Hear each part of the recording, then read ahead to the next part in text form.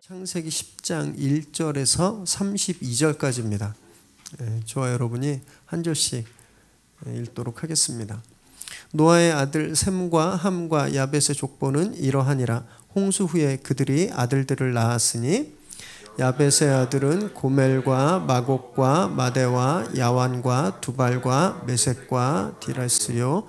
고멜의 아들은 이그나스와 리박과 도갈마요. 야완의 아들은 엘리사와 달시스와 기띔과 도다님이라. 이들로부터 여러 나라 백성으로 나뉘어서 각기 언어와 종족과 나라대로 바닷가의 땅에 머물렀더라. 함의 아들은 구스와 미스라임과 북과 가나안이요. 구스의 아들은 스바와 히윌라와 삽다와 려메와 삽드가요. 라아마의 아들은 스바와 드단이며 구스가 또 니므롯을 낳았으니 그는 세상의 첫 용사라. 그가 하나님 앞에서 용감한 사냥꾼이 되었으므로 속담에 이르기를 아문은 여호와 앞에 니므롯같이 용감한 사냥꾼이로다 하더라. 그의 나라는 시날 땅의 바벨과 에렉과 악갓과 갈레에서 시작되었으며 그가 그 땅에서 아수르로 나아가 니느웨와 르호보딜과 갈라와 및 니느웨와 갈라 사이에 레센을 건설하였으니 이는 큰 성읍이라. 미스라임은 루딤과 아나밈과 르하빔과 납두힘과 바두루심과 가술루힘과 갑도밈을 낳았더라.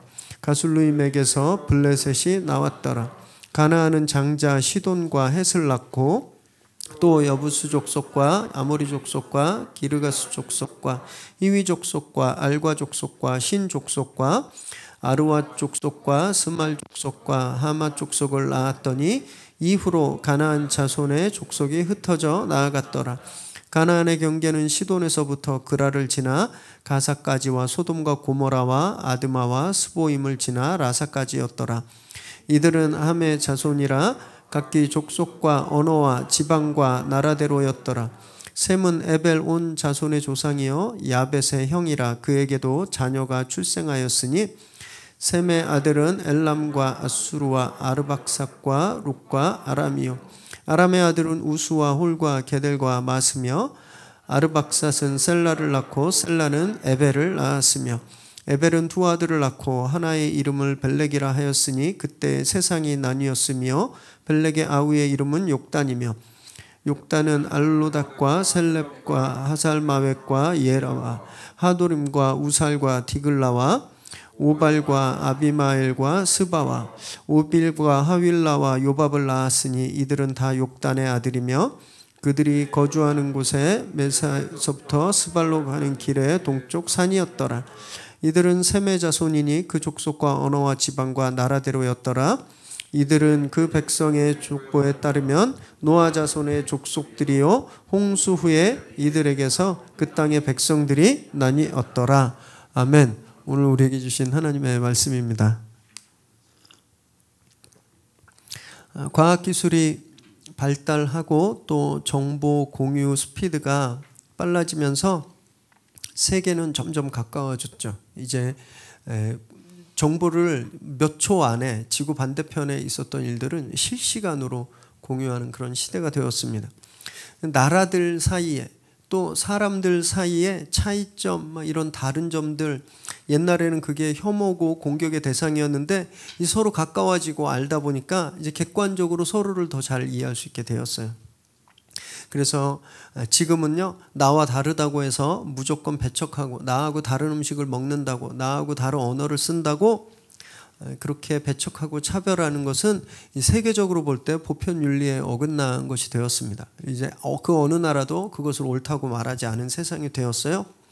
근데 이렇게 세상이 변했는데 그럼에도 불구하고 사회 곳곳에 보면 어떤 단체들, 집단들을 보면 여전히 인종차별과 성차별 또 장애인에 대한 편견들 이런 것들이 아직 남아 있습니다. 그런데 참 안타까운 건 교회가 유독 그런 차별이 굉장히 심한 그런 그룹이라는 거예요. 예수님은 아무도 차별하지 않으셨습니다. 예수님은 복음서에서 보면 당신은 죄인의 친구, 병자에겐 정상인에게는 의사가 필요 없지만 병자에게 의사가 필요하다. 당신은 그래서 당시에 차별당하는 사람들의 친구라고 스스로 말씀하실 정도로 주님은 다 사랑하셨어요. 다 품으셨습니다. 심지어 당신의 목숨까지 주셨죠. 그런데 그런 분을 믿는다고 하는 교회가 그러지 못한 건 진짜 아이러니한 일이에요. 여기 비근한 예를 좀 가지고 왔는데 사진 한번, 그림 한번 보여주시겠어요? 네, 이거 보면 딱 알겠죠, 뭘 얘기하는지. 이게 옛날 거 아닙니다. 2020년 장로교회, 그것도 가장 큰 교단의 고등학교 2학년 공과책에 나오는 사파예요. 여기에 뭐라고 질문되어 있냐면 이 세 사람 중 누구와 식사하고 싶나요? 이런 질문이 있습니다. 네.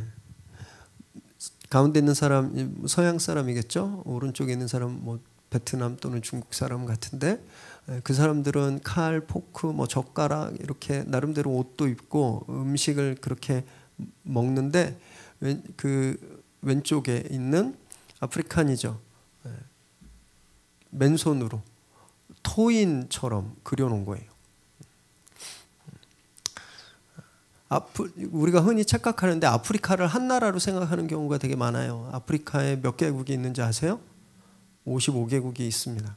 그리고 각 나라마다 독특한 문화가 있고 전통 의상들이 있어요. 근데 저렇게 딱 그려놓은 겁니다. 근데 더 재밌는 건 뭔지 아세요? 이 공과의 주제가 인종차별하지 말자 이거예요. 스스로 그 인종과 인권에 대한 그런 지필진이 그런 이해가 너무너무 낮은데 그걸 가지고 저렇게 해놓는 거예요. 중학생 교재는요 더 가관입니다. 다음 그림 한번 보여주세요. 저 아이는 루게릭병에 걸린 아이거든요. 기도에 대한 공과예요. 기도의 근육을 키워야 한다라고 되어 있습니다. 그래서 루게릭병, 이 근육이 말라가는 병인데 이 환자 그림을 그려놓고 기도하지 않으면 저 환자처럼 우리가 기도의 힘을 사용할 근육들을 잃어버리게 된다라고 해놓은 거예요. 그러면서 뭐라고 묻냐 하면 장애인 친구를 보면 무슨 생각이 드나요? 하나님은 왜 우리에게 건강을 주셨을까요? 장애에 대해서 굉장히 낮은 그런 이해가 깔려 있는 거예요. 21세기 교회, 또 청소년들을 대상으로 한 공과에 이런 내용들이 있는 겁니다. 여러분, 예수님은요 병자들을 보시고 가슴을 아파하셨어요. 비교하지 않았어요. 왜 하나님이 나한테 건강을 주셨을까? 이렇게 병자와 당신을 비교하고 구별하지 않으셨습니다. 긍휼, 컴패션은 같이 느낀다는, 그들의 아픔을 그대로 느꼈거든요. 이런 인종차별, 또 장애인에 대한 편견뿐 아니라 성차별도 어마무시하죠. 한국교회 여성 성도님들의 구성이 한국교회의 70% 이상입니다. 저희 교회는 그나마 성비율이 굉장히 잘 맞는 건강한 교회인데 대부분의 교회들은 한 70%가 여성 성도님이세요. 그런데 여성 목사님들이 몇 퍼센트인지 아세요? 10%도 안 돼요. 실제로 교회 다니는 많은 여성 자매 성도님들은 은연중에 여자 목사보다 남자 목사지라고 생각하는 게 굉장히 많이 있습니다. 그래서 실제로 교회에서 그 여성들이 뭐 단위에 올라가지 못하거나 막 복장에 대해서 지적하고 이러는 거 보면 여자 성도님들이 되게 많아요. 이미 사회는요 21세기에 들어서 인권에 대해서 굉장히 평등한 생각, 인종 차별에 반대하고 또 장애인을 존중하고 성평등 지수가 이미 한참 앞에 가 있는데 교회들은 한 19세기에 머물러 있는 것 같아요. 너무너무 개탄할 만한 현실입니다. 이런 상황 속에서 오늘 본문은요 우리 굉장히 중요한 가르침을 주고 있습니다. 모든 인류가 하나에서 출발했다, 이런 메시지를 주고 있는 거예요. 그래서 우린 사실 다 동등한 인격체다라는 것을 오늘 본문이 말씀하고 있습니다. 우리 성도님들도 32절까지 읽느라고 힘드셨겠지만 설교를 준비하는 저도 만만치 않게 힘들었습니다. 이 이름들만 가득한 오늘 제가 이 본문을 묵상하면서 하나님 주신 감동이 그거였어요. 창세기에는 총 이렇게 10개의 족보가 나옵니다. 창세기에는 총 10개의 족보가 나와요. 창세기 5장을 나눌 때 제가 말씀드렸는데 이 족보가 히브리 말로 톨레도트라는 말입니다. 톨레도트. 이 톨레도트가 헬라어로 번역할 때 게네시스라고 번역되고 이것이 영어의 제네시스예요. 그러니까 우리가 보는 창세기는 원래 제목은 족보들, 이런 족보들이란 뜻이에요. 10개 족보가 어떻게 구성됐냐면요, 2장에 하늘과 땅의 계보, 하늘과 땅이 어떻게 생겼는지 하늘과 땅의 톨레도트가 나옵니다. 5장에는 아담으로 시작된 아담의 계보, 아담의 톨레도트가 나오고 6장엔 노아의 계보, 그리고 10장에 오늘 본문이죠, 노아의 아들들의 계보, 11장엔 그 중에 셈의 계보가 나오고요. 또 11장 후반부에 아주 중요한 인물이에요. 데라, 아브라함의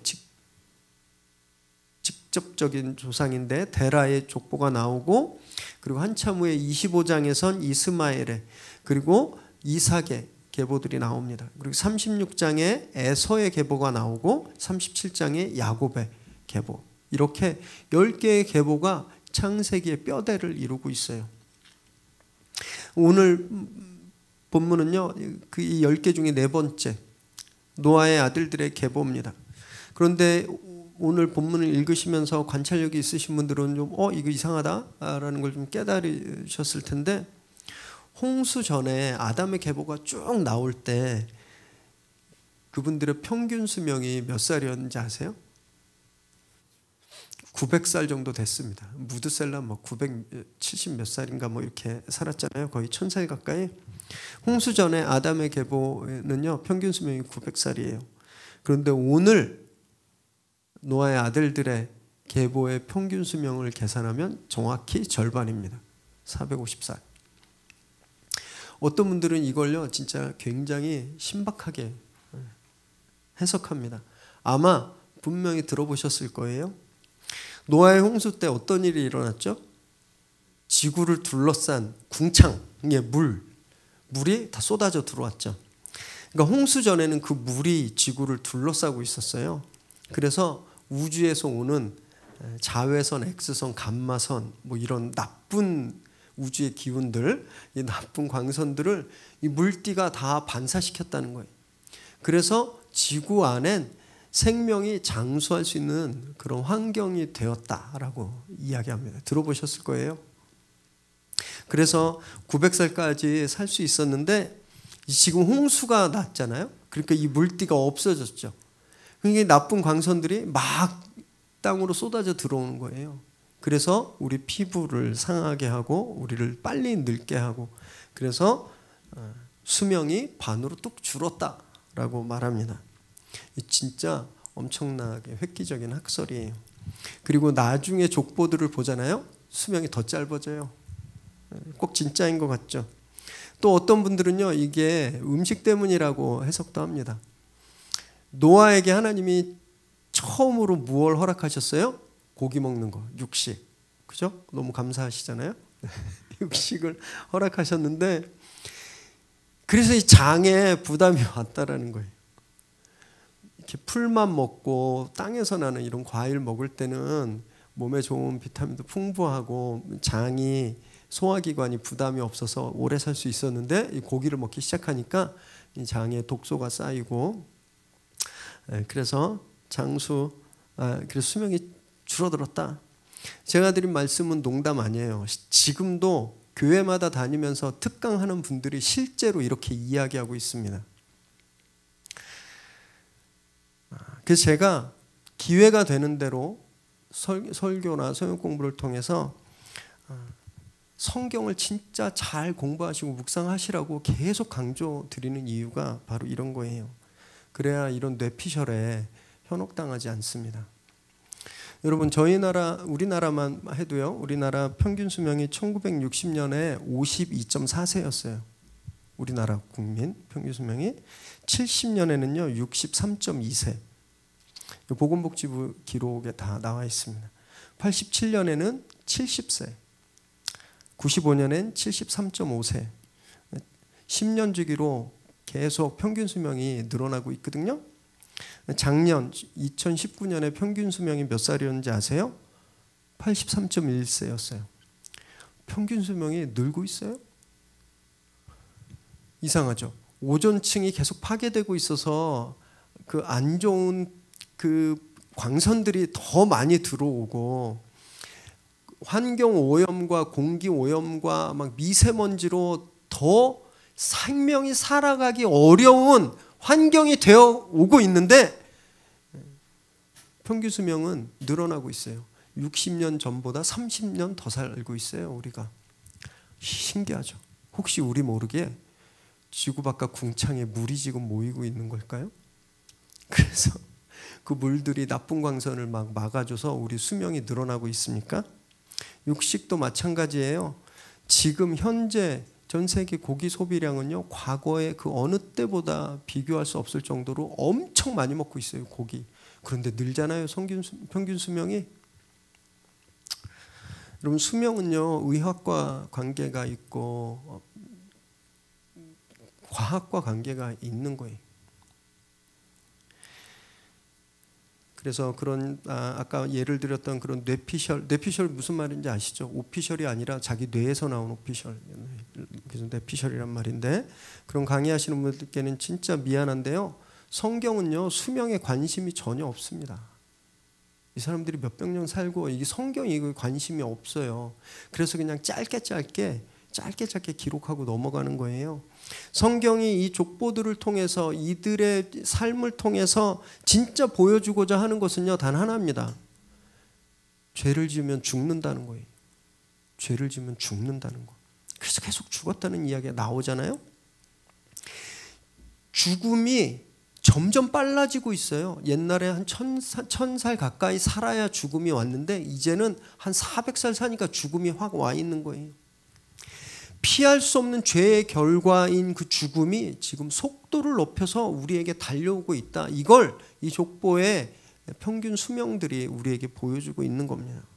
그리고 그 가운데서 하나님이 계속해서 지키고 계시는 그 약속, 구원의 약속, 이것을 구속사라고 하는데 그것이 계속되는 것들을 좀 보여주고 있는 거예요. 이것이 족보가 우리에게 말씀하고 있는 거예요.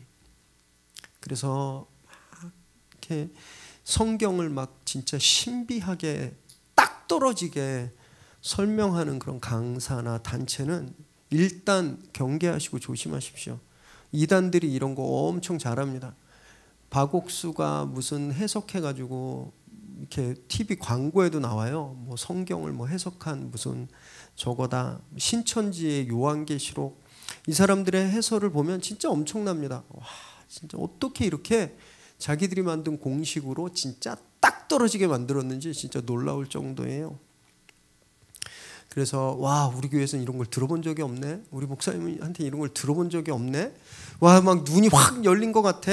이렇게 선전하는 데는 제발 가지 않으시길 바랍니다. 정말 조심해야 돼요. 오늘 이 족보에 대한 배경 설명은 이 정도로 하고요. 이제 본격적으로 우리가 그 이름들의 홍수 속으로 함께 들어가 보기를 원하는데 1절 말씀 함께 읽습니다. 시작. 노아의 아들 셈과 함과 야벳의 족보는 이러하니라. 홍수 후에 그들이 아들들을 낳았으니. 지난 본문에서 저희가 함께 보았죠. 홍수라는 큰 물에서는 잘 마음을 지키고 신앙을 지키고 구원받았는데 작은 물, 포도주에서 실패해버립니다. 아주 작은 것에 걸려 넘어졌죠. 그래서 이 노아의 작은 실수가 아들에게 아주 치명적인 저주의 운명을 안겨주게 됩니다. 그리고 그 아들들의 이제 계보가 시작되고 있는 거예요. 셈이 먼저 나오는데 셈의 이름은요, 명예, 명성, 뭐 평판, 기억 이런 뜻입니다. 그래서 셈족, 메소포타미아 지역에 이렇게 지도 여러 번 보여드렸는데 가나안부터 메소포타미아까지 이렇게 물길을 따라서 이렇게 비옥한 초생달 모양의 지역이 있습니다. 인류학적으로도 굉장히 중요한 곳이에요. 인류 거의 최초로 농사가 시작된 곳인데 그 끝에 메소포타미아 문명이 발생했던 고기를 중심으로 살았던 사람들이 이제 셈족입니다. 그리고 함은 이름에 따뜻하다, 더운 이런 뜻을 가지고 있어요. 그래서 함족의 조상이 되는데 성경에서 이 함은 애굽으로 그 상징되기도 하고요. 아프리카, 아라비아, 가나안 지역에 퍼져서 살았습니다. 야벳의 이름의 뜻은 확대, 증가 이런 뜻을 가지고 있어요. 지난주 본문에서 야벳이 축복을 받았는데 야벳은 창대하게 될지라 이렇게 말했잖아요. 이게 그대로 이름에 들어있는 겁니다. 그래서 오늘 본문에서 보면 야벳이 차지한 지역이 제일 넓어요. 서쪽으로는 스페인부터 동쪽으로 카스피해까지 거의 유럽 전역에 다 퍼져 살게 됩니다. 그래서 2절에서 4절까지 보니까 야벳의 후손이 기록되고 있어요. 야벳의 7명의 아들 그리고 7명의 손자들. 여기서 또 이상한 점이 있죠. 지금까지 노아의 아들들을 이야기할 때는요, 큰 놈부터 작은 놈까지 얘기했습니다. 셈, 함, 야벳. 그런데 본격적으로 족보를 시작할 땐 누구부터 시작하는 거예요? 야벳. 그리고 함, 그리고 셋이 맨 마지막이에요. 분명한 의도가 있기 때문에 그렇습니다. 별로 중요하지 않은 부차적인 족보들부터 시작해서 진짜 중요한 족보를 나중에 남겨놓는 거예요. 그리고 그래서 자연스럽게 11장에 가면 셈의 족보가 한 번 더 나오는데 그 족보와 이제 연결시키려고 셈을 맨 나중으로 소개하고 있는 겁니다. 이런 기록은요, 이 창세기 곳곳에 나와 있어요. 5장에 보면 셋의 후손이 나와요. 셋의 족보가. 그런데 그 전에 4장에서는요, 가인의 후손이 먼저 나왔어요. 이것도 가인의 후손이 먼저 나왔죠. 25장에도 이삭보다 이스마엘을 먼저 소개하고 있습니다.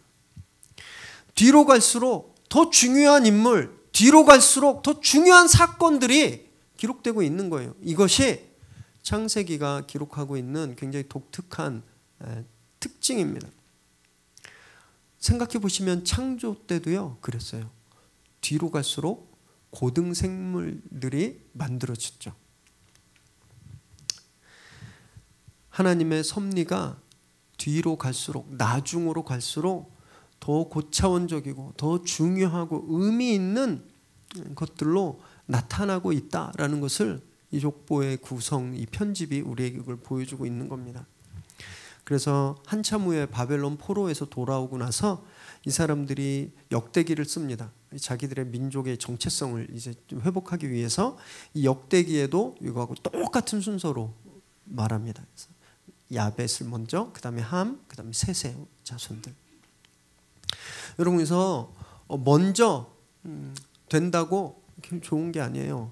오히려 성경적으로 보면요, 나중에 창대해지는 것, 나중에 높아지는 것, 이것이 훨씬 더 의미가 있습니다. 우리는 많은 순간 왜 내 시간은 왜 아직 안 오나, 왜 나는 언제 꽃피나, 이런 고민들을 많이 하고 계시는데 내 시간이 아직 안 왔다고 너무 실망하지 마십시오. 하나님이 그 시간을 아끼고 계신 거예요. 뒤에 더 큰 것을 준비해 놓고 그렇게 우리를 이끌고 가는 겁니다. 쟤는 벌써 저렇게 성공했는데, 제 고백인데 제가 그랬어요. 아니, 저 교회는 개척한 지 1년도 안 됐는데 벌써 저러네. 우리도 3년 가까이 됐는데, 이런 생각이 들 때마다 꼭 이 말씀 묵상합니다. 하나님의 사건은 그렇다고 다른 교회가 우리보다 못하다 이런 말씀 아니고요. 하나님이 우리 교회에 나중에 계획하고 계신 것들이 정말 위대하고 크겠구나, 이런 확신이 딱 들면서 마음이 너무너무 감사해지는 거예요. 남들이 다 잘 되고 나는 지금 아직 아무것도 아니라고 절망할 이유가 전혀 없습니다. 하나님의 시간은 나중에 반드시 더 크게 우리에게 찾아오는 거예요. 우리는 아직 최고의 순간이 오직 않았을 뿐입니다. 우리 옆에 분 보시면서 우리 유튜브로는 우리 가족끼리 한번 축복해 보길 바랍니다. 최고의 시간은 반드시 옵니다. 이렇게 축복해 주세요. 최고의 순간은 반드시 옵니다. 네. 그런 최고의 순간들을 다 맞이하시기를 바랍니다. 5절 읽습니다. 시작. 이들로부터 여러 나라 백성으로 나뉘어서 각기 언어와 종족과 나라대로 바닷가의 땅에 머물렀더라. 야벳의 후손들이 각 언어대로 종족과 나라대로 바닷가의 땅에 머물렀다. 여기서 바닷가 땅은 지중해 건너편 유럽 지역을 가리킨다고 생각하시면 돼요. 근데 여기서 좀 살펴봐야 될 것이 각기 방언, 그러니까 각각 다른 말이라는 건데, 여러분 말이 언제 나뉘어지죠? 언제? 바벨탑 사건. 바벨탑은 언제 나와요? 다음 주에 11장에 나와요. 11장. 아직 바벨탑 사건이 안 일어났는데 여기서 벌써 말이 다르네. 이거 뭔가 성경이 잘못했구나 이렇게 생각하실 수 있을 텐데요.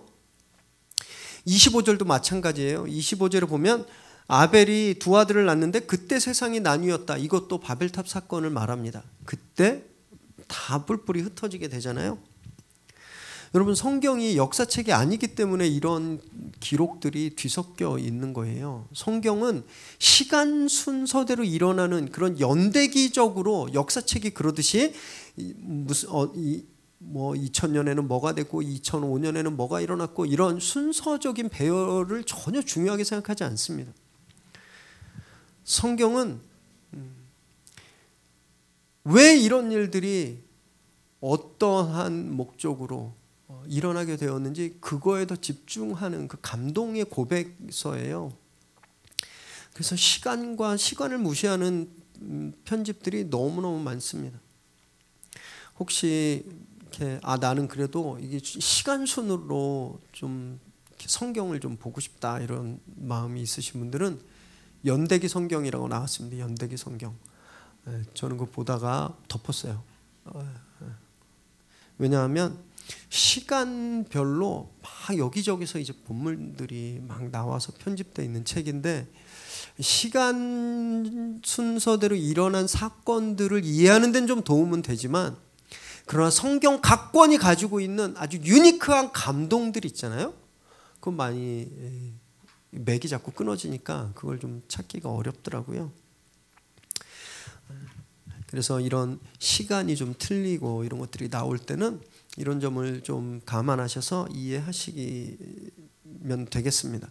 6절에서 20절까지 이제 함의 후손들이 기록되어 있습니다. 함 4명의 아들과 24명의 손자들 그리고 2명의 증손자들까지 총 30명의 이름들이 쭉 나와 있어요. 그리고 이 함의 자손들을 쭉 보면요, 우리가 구약에서 많이 보던 이름들, 지명이나 나라나 민족 이름들이 있습니다. 이 사람들은 이스라엘과 굉장히 직접적으로 긴장관계를 형성해요. 그래서 이스라엘의 정치, 문화, 경제에 아주 큰 영향을 또는 악영향을 끼친 민족들이 있습니다. 6절 읽습니다. 시작. 함의 아들은 구스와 미스라임과 붓과 가나안이요. 구스는 지난주에도 말씀드렸죠. 아프리카 사람의 시조가 됐다라고 믿어지는, 구체적으로 성경에서 구스는 에티오피아 지방을 뜻하기도 합니다. 그리고 미스라임은 애굽 사람으로 이해되었어요. 그래서 애굽을 미스라임으로 표현하는 성경 구절도 많이 있습니다. 가나안은 저희가 조금 더 나중에 살펴보고요. 8절 9절 함께 읽습니다. 시작. 구스가 또 니므롯을 낳았으니 그는 세상의 첫 용사라. 그가 여호와 앞에서 용감한 사냥꾼이 되었으므로 속담에 이르기를 아문은 여호와 앞에 니므롯같이 용감한 사냥꾼이로다 하더라. 구스의 아들 중에 니므롯에 대한 설명을 하고 있는데 세상의 첫 번째 용사, first warrior였다라는 거예요. 그 여호와 앞에서 용감한 사냥꾼이 되었다. 이게 얼핏 보면 굉장한 칭찬 같지만 정반대입니다. 용사라는 말이 깃보르라는 말이에요. 깃보르. 이 깃보르가 어떤 뜻을 가지고 있냐면 강력한 사람, 폭력으로 통치하는 사람이라는 뜻을 가지고 있어요. 니므롯이 굉장히 폭력적이었다라는 겁니다. 그래서 폭력으로 최초로 국가를 건설하고 제왕에 오른 사람임을 우리가 알 수 있는데요. 여호와 앞에서라고 되어 있는데 이 앞에라는 말이 프론트, 진짜 내 앞에, 그 앞에라는 뜻도 있지만 여기서는 against라는 뜻이에요. 대적하다. 대적하다는 뜻을 가지고 있어요. 그래서 이 히브리 성경을 헬라어로 번역한 성경 중에 어떤 헬라어 번역본에는요, 이걸 이렇게 돼 있어요. 니므롯은 하나님 앞에서 교만하였고 심지어 하나님을 대적하였다, 이렇게 번역하고 있습니다. 이게 지금 여기의 뜻이에요. 이 멋진 사람, 아주 용감한 그런 영웅이 아니라 하나님을 정면으로 반대하는 사람, 그리고 하나님이 원하지 않는 방법으로 제국을 이루고 침략한 사람이 바로 니므롯이라는 사람입니다. 22절에 보면 아수르까지 나아갔다고 되어 11절에 보면 아수르까지 나아갔다고 되어 있는데 22절에 보면요, 아수르는 셈 자손이 살고 있었던 땅이에요. 그러니까 자기가 사는 영역을 넘어서 다른 나라들까지 침략한 그런 사람이라는 겁니다. 그래서 정리해 보면 하나님의 뜻이 아니라 자기 뜻으로 폭력적인 방법으로 세력을 이루고 나라를 만들어서 이웃 나라를 침략하는 건 against, 하나님을 대적하는 거다라는 말씀이 여기에 들어있는 거예요. 여러분, 세상의 영웅과 하나님이 보시는 영웅은요, 그래서 너무너무 다릅니다. 세상은 니므롯 같은 사람이 영웅이에요. 그렇지 않나요? 저희 위인들 보세요. 다 다른 나라랑 싸워가지고 이긴 사람들이잖아요. 강감찬 장군, 뭐 연개소문, 그죠? 우리 민족의 역사에서 우리가 왜 고구려를 굉장히 중요시할까요? 고구려가 침략 전을 유일하게 했던, 그래서 영토를 넓혔던 나라였기 때문에 그래요. 이것이 우리가 생각하는 영웅입니다. 영웅. 세상에서는 자기 힘을 키우고 남을 침범하고 빼앗는 것이 영웅이에요. 그런데 하나님이 보신 영웅은 전혀 아닙니다. 21절에 셈의 후손들이 나오는데요, 특징이 아무것도 없어요. 뭘 했는지 없어요. 그리고 그 30절에 보면 이분들이 살았던 데도 그냥 평범한 산동네입니다. 그런데 하나님은요, 용맹했던 구스의 후손이 아니라 그냥 평범했고 어쩌면 그래서 이 시대에 너무너무 약해 보였던 셈 집안에서 다윗을 내고 메시아를 내시는 거예요.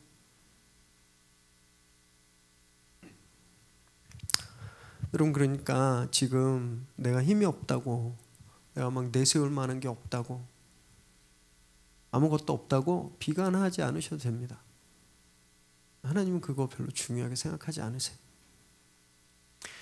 하나님의 이 셈족이 하나님의 언약 안에 있어서 우리가 2주 후에 셈의 족보를 더 자세히 볼 텐데, 하나님의 언약 안에 있으면요, 이 사람이 얼마나 약한지, 이 사람이 얼마나 가진 것이 없는지, 이 사람의 능력이 얼마나 있는지 그게 상관이 없어요. 그 언약 안에 있으면 하나님이 뜻을 이루시는 겁니다. 하나님이 영웅으로 세워주시는 거예요. 다윗 왕을 나게 하시고. 그래서 우리도요, 지금 내가 아무것도 이룬 것이 없고 세상에 비해서 너무너무 비교할 수조차 없이 아무 힘이 없더라도 말씀 안에 거하면 하나님은요, 세상의 영웅들이 하지 못하는 일들을 우리를 통해서 이루신다라는 겁니다. 이런 믿음을 가지시기 바라요. 우린 약해 보여도요, 결코 약한 존재들이 아니다라는 겁니다. 말씀이 우리와 함께하기 때문이에요.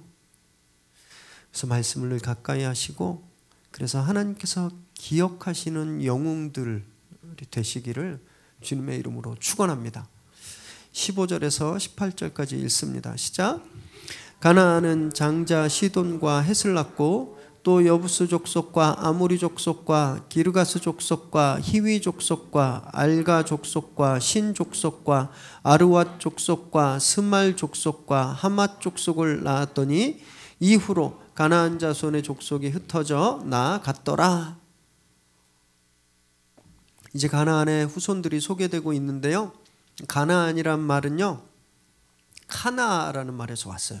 이 카나가 무슨 뜻이냐면 굴복하다, 약하게 되다, 복종하다라는 뜻이에요. 그래서 가나안의 이름은 낮은 자라는 이름이 들어 있습니다. 9장에 보면 가나안에게 어떤 저주가 임했죠? 네 형제들의 종들의 종이 된다. 가장 낮은 위치에 살게 될 거다라는 저주가 임했는데 이 이름에 그대로 담긴 거예요. 낮은 사람. 그리고 여기서는 이 가나안의 후손으로 총 11개 이름이 나오잖아요. 그런데 이 중에 나중에 여호수아에서는 가나안, 기르가스, 브리스, 아모리, 여부스, 헷, 히위 이렇게 7개 족속만 나옵니다. 그래서 아마 몇몇 개는 시간이 지나면서 흩어졌거나 다른 족속에 편입되었거나 사라져 갔을 거예요. 함의 아들 가나안, 지난주 본문부터 굉장히 중요하게 언급되었습니다. 왜 그랬냐고 제가 지난주에 말씀드렸죠. 그죠? 지금 광야, 이스라엘 사람들이 광야에 있는 거예요. 가나안을 향해 가고 있잖아요. 그래서 저 땅이 자기들 거라는 거예요. 그리고 그것을 하나님이 미리 예정하셨다라는 것을 강하게 지금 부각시키기 위해서 지금 가나안이 여기서 갑자기 툭 튀어나온 것이 아니라 그런 의도를 가지고 계속 가나안이 강조되고 있습니다. 여기서도 그래요. 오늘 본문에서도요. 저희는 이 단락을 보면 앞에는 야벳 족속, 그 다음에 중간에는 함 족속, 그리고 나중에는 셈의 족속 이렇게 세 단락으로 나눌 수 있잖아요. 그런데 히브리어 성경을 보면요. 되게 이상한 게 14절 끝에서 문장이 갈라져요. 14절. 함의 후손들 이야기하다가 가나안 이야기 15절 가나안 이야기 앞에서 끊어집니다. 그리고 15절부터 새 문단이 시작돼요. 새 문단. 이거는 굉장히 중요한 의미가 있어요. 완전히 새로운 스토리다라고까지 이해할 수 있을 정도로 가나안 똑같이 함의 자손이었는데 가나안에게 지금 엄청 집중하고 있는 거예요. 창세기가. 그래서 문화인류학적으로 굉장히 큰 오류까지 기록되게 됩니다. 가나안 족속은 실제로는요 셈족이었거든요. 셈족. 셈어를 사용하는 셈족이었습니다. 이건 문화인류학적으로 검증된 거예요. 그런데 여기선 함족으로 말하고 있죠. 그 이유를 추정해 볼 수 있는데요. 고대 셈족의 종교적인 전통이 있어요. 고대 셈족들 크게 세 가지인데 레반트라고 불려요. 이건 뭐냐면 팔레스타인, 요르단, 레바논, 시리아 그 요단강과 갈릴리 요단강을 중심으로 있었던 그 지역 레반트라고 하는데 이 레반트 사람들이 믿었던 가나안 다신교 종교가 있었습니다. 그리고 더 위쪽으로 넘어가서 아시리아와 바벨론이 믿었던 수메르 종교가 있었어요. 그리고 더 남쪽으로 아라비아 반도에 이슬람 이전에 아라비아 반도에 있었던 다신교. 이것이 고대 셈족이 섬겼던 신들이에요. 다신교 문화죠. 그런데 이 고대 셈족에 있었던 다신교 전통이 아브라함 계통으로 고백되는 신 누구죠? 하나님. 성경에서는 엘로임이라고 할 때 그 엘. 그리고 이슬람에서 알라라고 하죠. 알라. 똑같은 말이에요. 아브라함 계통의 유일신 사상으로 이 다신교들이 편입되어 가는 과정입니다. 그 과정에서 같은 셈족인데 이 유일신 사상으로 가나안인들이 그걸 거부하고 계속 다신교 사상에 남아 있는 거예요. 그래서 여호수아서에 보면 가나안 족속들이 다 신을 섬기고 우상을 섬겨서 하나님이 진멸하라고 말씀하시잖아요. 그게 여기 들어간 거예요. 그래서 아예 같은 셈족이었지만 셈족에서 추방시킨 겁니다. 그래서 저주받은 함족으로 넣어버린 거예요.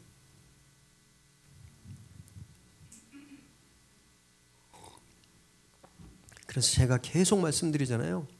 성경에 기록된 것이 역사적인 사실이 아닐 수도 있다. 성경은 우리가 뭘 연구하고 검증했는지 별로 상관 안 해요. 성경은요 답정너 사상이 되게 많습니다. 고백으로 그냥 정해져 있어요. 그 고백을 봐야 돼요. 그 고백 전통을 읽어야 되는 겁니다. 이런 주변의 이런 문화인류학적이고 또 균화법적인 고찰 없이 성경을 막 억지로 짜서 맞추고 해석하면 탈이 나는 겁니다. 탈이. 그렇게 이제 21절에서 31절에 셈의 후손이 끝으로 기록되어 있죠. 5명의 아들과 21명의 후손들입니다. 그런데 여기서도 굉장히 특이한 점이 있어요.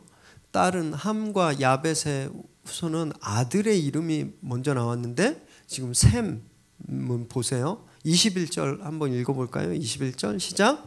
셈은 에벨 온 자손의 조상이요 야벳의 형이라 그에게도 자녀가 출생하였으니. 셈에선 누가 제일 먼저 나와요? 야벳. 야벳이 누군지 아세요? 되게 복잡하죠. 야벳 셈의 아들이 22장에 아르박삿이 있거든요. 아르박삿이 아들이에요. 그리고 24절에 보니까 아르박삿이 누구를 낳아요? 셀라. 그리고 셀라가 누구를 낳아요? 에벨. 그러니까 에벨은 셈의 누구예요? 증손자입니다. 다른 시조들은 아들의 이름이 먼저 나왔는데 지금 셈에선 증손자의 이름이 제일 먼저 나왔어요. 왜 그럴까요? 되게 중요한 사람이기 때문에. 굉장히 중요한 사람이기 때문에. 이 에벨의 그 이름의 뜻이 뭐가 있냐면요. 건너온 사람이란 뜻을 가지고 있어요. 건너온 사람. 뭔가 딱 머리에 이렇게 딱 떠오르는 거 없으세요? 건너온 사람. 아브라함이 메소포타미아 문명을 건너서 가나안으로 왔죠. 이스라엘이 애굽에서 뭘 건너요? 홍해를 건너서 왔죠. 그리고 나중에 이스라엘이 뭘 건너서 가나안으로 들어가요? 요단을 건너죠. 그리고 우리가 예수 그리스도를 통해 뭘 건너요? 죽음을 건너죠. 이 에벨이 이스라엘을 그대로 보여주는 인물이에요. 건너온 사람. 거기 살고 있었던 사람이 아니에요. 건너온, 신분이 바뀌고 운명이 바뀐 사람을 뜻하는 겁니다. 그래서 이 사람이 셈의 후손 중에 가장 중요한 인물로 제일 먼저 나오고 있는 거예요. 어떤 학자들은 이 에벨에서 히브리 민족이라고 히브리라고 하는 이불이라는 말이 이 에벨에서 나왔다 이렇게 주장하기도 합니다. 그런데 논란이 좀 있긴 있어요. 그래서 이 에벨이 제일 먼저 나온 거, 이제 셈을 통해서 계속 되어지는 하나님의 이 언약의 계보들, 이 구속사의 약속이 에벨로부터 시작되는 거 있구나라는 걸 우리에게 말하고 있는 겁니다. 그리고 셈에 대해서 에벨 자손의 조상이라고 말했잖아요. 이건 굉장히 축복스러운 영광스러운 타이틀이에요. 함은 뭐였죠? 타이틀이 가나안의 아비였습니다. 저주받은 자의 아비, 함이 받은 타이틀인데 셈은요 구속사 집안의 조상이라는 거예요. 너무너무 영광스러운 타이틀인 거죠. 여러분, 그래서 내가 무엇을 하고 사는지, 내가 무엇을 먹고 내가 어떤 일을 하는지보다 더 중요한 건 뭔지 아세요? 내가 어떤 타이틀을 얻고 있는가라는 거예요.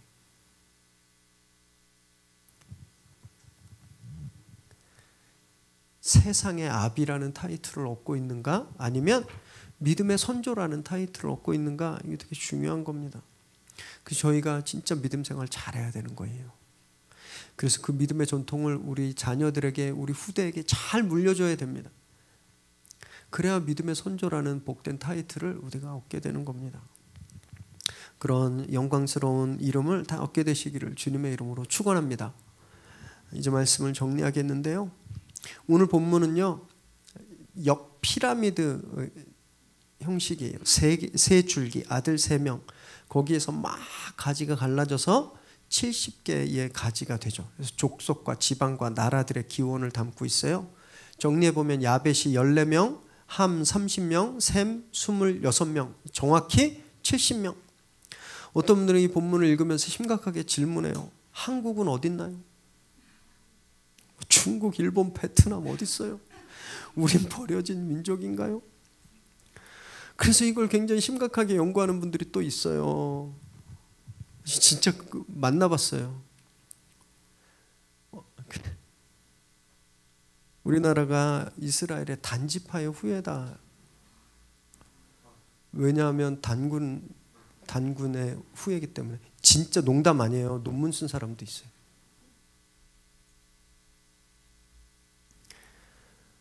어떤 분들은 한국이 야벳의 후손이라고도 이야기합니다.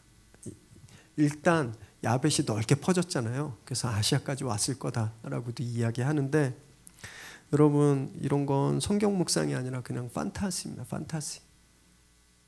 성경은요, 한국, 필리핀, 베트남 기록할 이유가 전혀 없는 책이에요.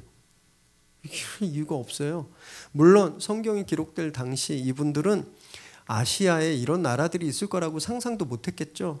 그걸 떠나서 성경이 여기에서 진짜 중요한 건 70이기 때문에요. 70.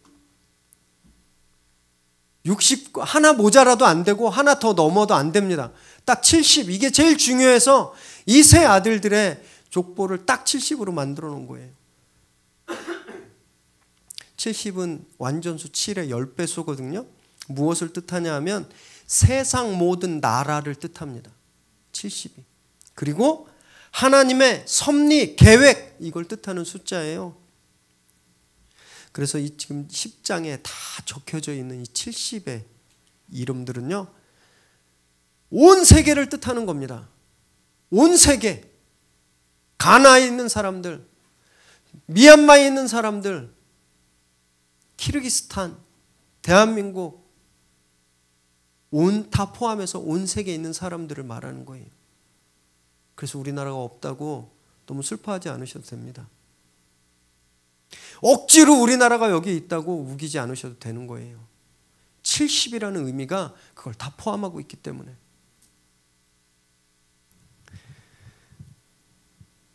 그래서 온 세계가 노아에게, 같은 조상 노아와 그 아들들에게서 시작되었고, 하나님께서 말씀하신 대로 생육하고 번성하고 땅에 충만하라, 그 하나님께서 말씀하신 대로 이 세상에 사람들이 그렇게 충만해지고 풍성해졌다라는 것을 보여주는 것, 그것이 오늘 본문이라는 거예요.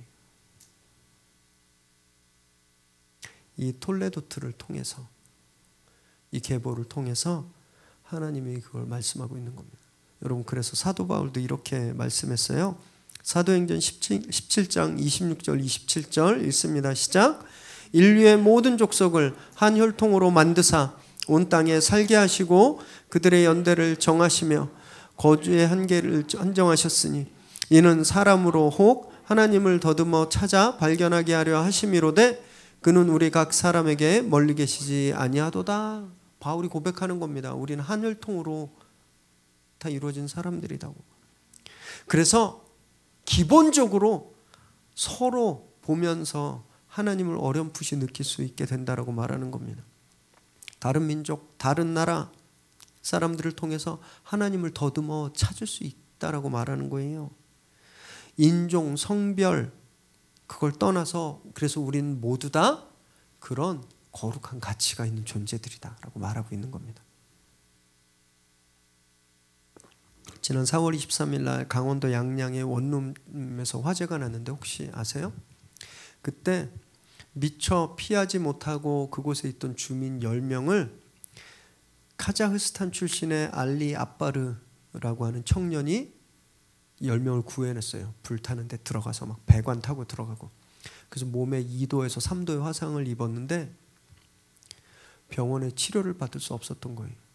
왜냐하면 체류 기간이 끝나서 불법 신분이어서 병원 가면 바로 그 신고 들어가고 추방당할 그런 위험이 있어서 응급실 갔다가 도망쳐 나와서 집 앞에 그 툇마루 같은 그 문턱에 붕대를 감고 앉아 있었어요.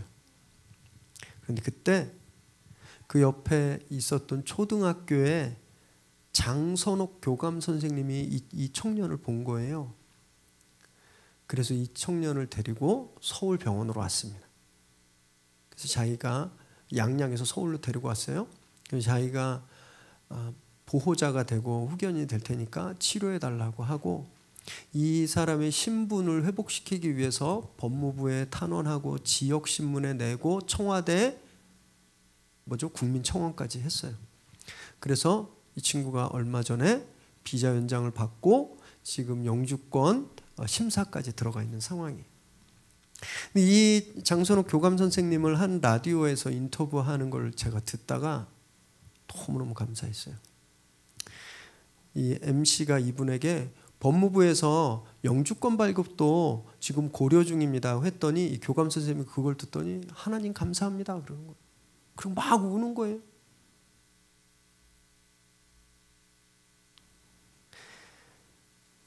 너무너무 자랑스럽더라고요. 이분이 너무 감동받았어요. 그 선생님을 구해준 게 아니에요. 이 친구가 선생님은 그냥 딴 집에 살고 있었는데 이 친구의 모습이 너무 안 됐어서 도움을 주려고 자기 시간과 돈과 힘을 써서 이 친구를 도왔잖아요. 예수님의 모습이죠. 하나님 감사합니다 하는 거 보니까 교회 열심히 다니는 권사님 같았어요. 그래서 얼마나 기뻤는지 몰라요.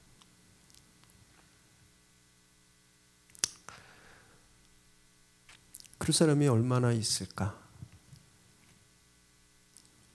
불법 체류자의 외국인 노동자를 위해서 그렇게 시간을 쓰고 돈을 쓰고 힘을 쓴 사람들이 얼마나 있을까? 예수 믿는 사람들 중에. 나는 그렇게 할 수 있었을까?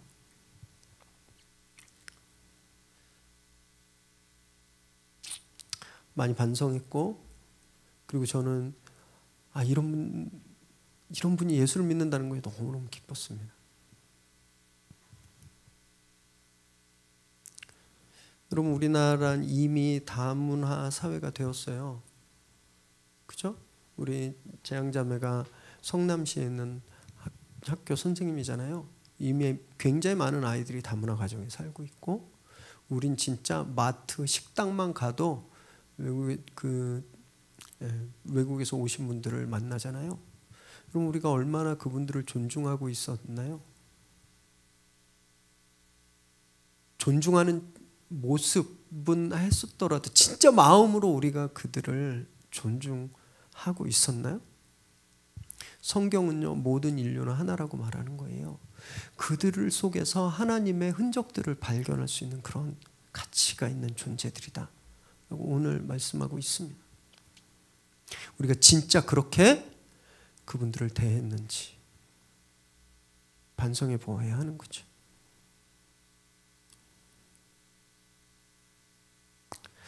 저는 우리 미래 새로운 교회가 정말 우리 장선욱 교감 선생님 같은 그런 성도들로 다 가득 차면 너무너무 좋겠어요.